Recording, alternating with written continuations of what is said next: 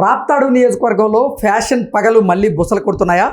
అందులో భాగంగానే నేను తలుచుకుంటే హైదరాబాద్లో ఉన్నటువంటి మీ ఇళ్లను పడగొట్టించగలను అంటూ పరిటాల సునీత ఇప్పుడు తోపుదుర్తి సోదరులకి వార్నింగ్ ఇచ్చిందా అంటే అవుననే సమాధానం ఇస్తున్నారు కొంతమంది రాజకీయ విశ్లేషకులు. ఈ నేపథ్యంలోనే ఇదే అంశం మీద మనం పూర్తి స్థాయిలో విశ్లేషణ చేసుకుందాం. ప్రస్తుతం మనతో పాటున్నారు ప్రముఖ రాజకీయ విశ్లేషకులు జగదేవ్ గారు. వారితో మాట్లాడదాం. జగదేవ్ గారు, హాయ్ అండి. హలో అండి. ఇప్పుడు రాప్తాడు అసెంబ్లీ నియోజకవర్గంలో మళ్ళీ ఫ్యాక్షన్ పగలు బుసలు కొడుతున్నట్లుగా అందులో భాగంగానే పరిటాల సునీత గారు నేను తలుచుకుంటే హైదరాబాద్లో ఉన్నటువంటి మీ ఇళ్లను పడగొట్టించగలను అంటూ తోపుదుర్తి సోదరులను ఆవిడ వార్నింగ్ ఇచ్చినట్లు వారికి రకరకాల వార్తలు ఇప్పుడు సోషల్ మీడియాలో చక్కర్లు కొడుతోంది. దీని మీద మీ విశ్లేషణ ఏంటి? యాక్చువల్గా ఆవిడ ప్రెస్ మీట్ పెట్టారు. తోపుదుర్తి బ్రదర్స్ ఒళ్ళు దగ్గర పెట్టుకుని మాట్లాడండి, అలాగే నేను తలుచుకుంటే మీరు బయట తిరగలేరు అని అంటూనే మీరు అన్నట్టు హైదరాబాద్లో ఇల్లు కోలుగుట్టించాడు. ఇక్కడ దీనికి రకరకాలుగా వెళ్తుంది. ఇప్పుడు ఆవిడ తలుచుకుంటే బయట తిరగలేరు అన్నారంత వరకు ఓకే. అక్కడ హైదరాబాద్ ఇల్లు కోల్చమండం ఏంటి అనేది ఇప్పుడు సోషల్ మీడియాలో వైరల్ అవుతున్న అంశం. యాక్చువల్గా ఇది తోపుదుర్తి బ్రదర్స్ ఉంటారు, ప్రకాష్ రెడ్డి ఒకరే మనకు బాగా తెలుసు, చందు అంటారు, చంద్రశేఖర్ రెడ్డి ఎవరో ఉన్నారు, మరి అతనిది పూర్తిగా అంటే ఐడియా లేదు నాకైతే. సో ఈ ప్రకాష్ రెడ్డి అనే వ్యక్తి ఏంటంటే ముందు నుంచి కూడా ఆల్మోస్ట్ 2009లో ఎప్పుడో కాంగ్రెస్ నుంచి టికెట్ సంపాదించుకున్నారు. అప్పుడు రాజశేఖర రెడ్డి గారి హయాంలో రెండోసారి ఆయన ముఖ్యమంత్రి అయినప్పుడు ఆల్మోస్ట్ అంటే అప్పటి మీడియా కథనాల ప్రకారం రాజశేఖర రెడ్డి గారు కేవలం దానికి బాగా సన్నిహితులుగా ఉన్న వాళ్ళకే ఒక 70 మందికి అప్పట్లో టికెట్ ఇప్పించుకున్నారని, ఆ 70 మందిలో ఈయన కూడా ఒకడండి అని ఒక టాక్ ఉంది. సో అలాగా 70 మందికి ఇప్పించుకుని రెండోసారి నేను మళ్ళీ గవర్నమెంట్ ఫామ్ చేస్తాను, నన్నే ముఖ్యమంత్రిగా ప్రకటించాలని కాంగ్రెస్ నుంచి మాట తీసుకున్నారని, ఆ విధంగా రాజశేఖర రెడ్డి గారు తనకి అనుయాయుల్నే ఎక్కువగా ప్రిఫర్ చేసి గెలిపించుకునే ప్రయత్నం చేశారంట. బట్ అప్పుడు ఈయన గెలవలేకపోయారు, చాలా తక్కువ సీట్ల తేడాతో ఓడిపోయారు.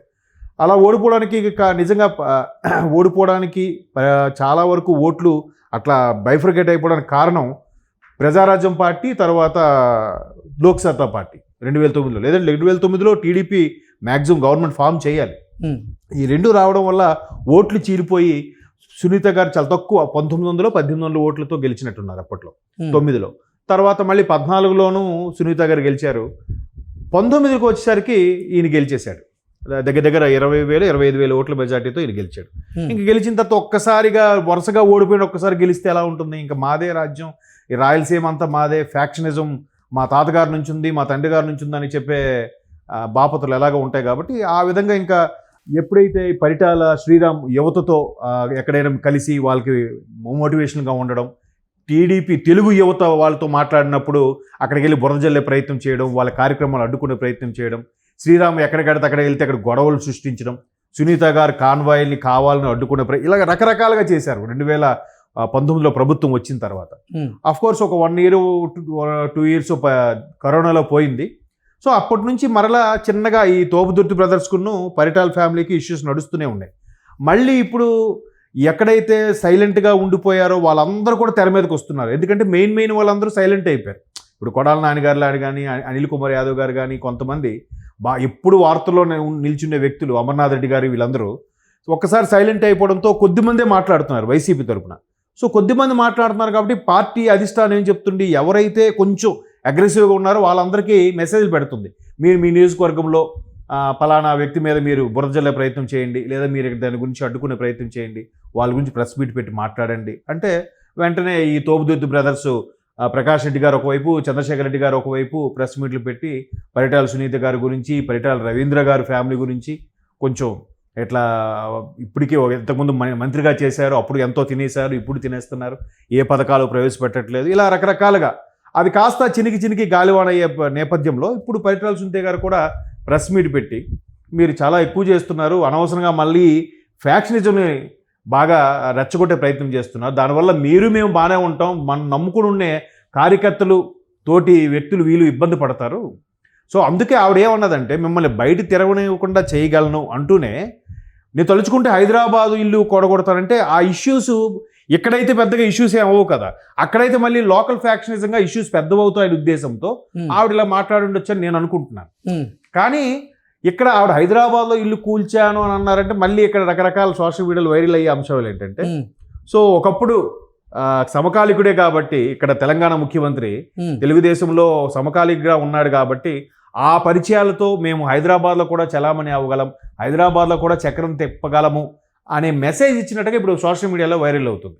ఇప్పటికే రేవంత్ రెడ్డి గారు చంద్రబాబు నాయుడు గారు శిష్యుడని, లేదంటే ఆయన బాసు నేను సబార్డినేటు అన్నట్టుగా రకరకాలుగా ఆయన గురువు ఈయన స్టూడెంటు ఇన్ని ఇష్యూస్ వచ్చినప్పుడు కూడా రేవంత్ రెడ్డి గారు చాలా సందర్భాలు చెప్పారు, నేను కొలీగ్స్ ఒక పార్టీలో ఆయన నాయకుడిగా ఉన్నాను, నేను అప్పుడు ఆయన ఎమ్మెల్యేగా ఉన్నాను, సో అంత మాత్రాన గురు శిష్యులు ఇవన్నీ కాదు, ఇలాంటివి రుద్దొద్దు అని కూడా ఆయన చెప్పాడు. బట్ పాత పరిచయాల దృష్టిలో మిగతా వాళ్ళతో కూడా ముఖ్యమంత్రి రేవంత్ రెడ్డి గారు అక్కడ టచ్లో ఉన్నారని కూడా కొన్ని వార్తలు ఉన్న నేపథ్యంలో ఈవిడ దాన్ని అదనుగా తీసుకొని దాన్ని బేస్ చేసుకొని మీ హైదరాబాద్లో ఇల్లుని అవసరమైతే కూలగొట్టించే ప్రయత్నం చేస్తాను అని చెప్పడం ఇక్కడ వైసీపీ వాళ్ళకి మరి కాస్త ఉప్పందించినట్టు అయింది. సో అలా అనుకుంటే వైసీపీ వాళ్ళు కూడా గతంలో బీఆర్ఎస్తో ఫేవర్గా ఉన్నారుగా. జగన్మోహన్ రెడ్డి గారు ఎప్పుడూ ఎక్కడికి బయటికి రాని వ్యక్తి, కేసీఆర్ గారు ఎక్కడ పడిపోయి తుంటి ఎముక సర్జరీ అయినప్పుడు ఆయన హాస్పిటల్లో సుమారుగా గంటన్నర సేపు ఆయన పరామర్శించి చర్చించారంట. సో ఎవరిష్టం వాళ్ళది, ఎవరి స్నేహాలు వాళ్ళవి. సో వాళ్ళ స్నేహం ఉన్నప్పుడు ఇక్కడ టీడీపీ ఇక్కడ ముఖ్యమంత్రి రేవంత్ రెడ్డి గారికి గతంలో ఎక్స్ కొలీగ్ కాబట్టి ఆ మాత్రం సత్సంబంధాలు ఉంటే తప్పేంటి అనేది టీడీపీ వాళ్ళ వాదన. సో మొత్తం మీద అక్కడ మరలా ఫ్యాక్షనిజంని రెచ్చగొట్టేలాగా మాట్లాడుతున్నారు అనేది పరిటాల సునీత గారి ఆరోపణ. దానివల్ల చాలా కుటుంబాలు నష్టపోయాయి. ఇప్పుడు పరిటాల వారి ఫ్యామిలీ కానీ రవీంద్ర గారు హత్య గావించబడ్డారు, తర్వాత ఆయన ఎవరు మద్దిల చెరువు సూరి, ఆ తర్వాత గంగుల భానుమతి గారు ఎవరు కిరణ్ ఆయన పేరు భానుకిరణ్ ఎవరు ఆయన, తర్వాత భానుమతి గారు ఆయన ఉన్నారా, ఓకే ఆయన అరెస్ట్ అయ్యి ఉన్నట్టున్నాడు, ఆయన చంపిన బయట అదే సంథింగ్. ఈ సూరి వీరి ఫ్యామిలీలన్నీ 2-3 ఫ్యామిలీలు ఇబ్బంది పడ్డాయి కదా. ఇంకెవరు చెన్నారెడ్డి గారి ఫ్యామిలీ ఏదో ఒకటి ఉందంట, ఆ ఫ్యామిలీ, ఇలాగ రకరకాలుగా అంటే ఫ్యాక్షనిజంకి ఎక్కువగా రాజకీయ నేపథ్యంతో కూడిన ఫ్యాక్షనిజం అక్కడ ఎక్కువగా ఉండేది.